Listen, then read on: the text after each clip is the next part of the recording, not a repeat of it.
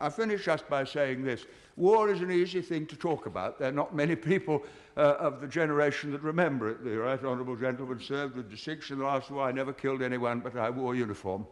But I was in London in the Blitz in 1940, living in the Millbank Tower where I was born. Some different ideas have come in since. And every night I went down to the shelter in Thames House. Every morning I saw Dockland burning. 500 people were killed in Westminster one night by a landmine. It was terrifying. Aren't Arabs terrified? Aren't Iraqis terrified? Don't Arab and Iraqi women weep when their children die? Doesn't bombing strengthen their determination?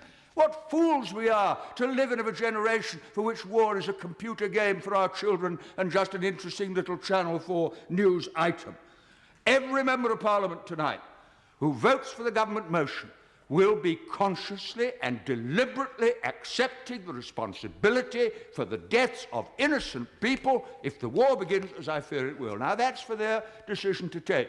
But this is a quite unique debate in my parliamentary experience, where we're asked to share responsibility for a decision we won't really be taking, with consequences for people who have no part to play in the brutality of the regime which we are dealing with. And I finish with this. On October the 24th, 1945, and the former Prime Minister from Bexley, Old Sidcup, will remember it, the United Nations Charter was passed.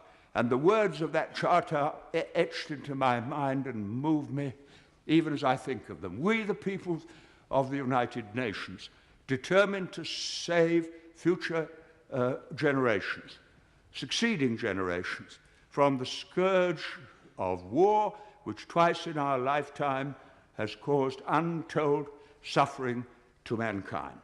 That was the pledge of that generation to this generation, and it would be the greatest betrayal of all if we voted to abandon the Charter and take unilateral action and pretend we were doing it in the name of the international community. And I shall vote against the motion for the reasons that I've given the House.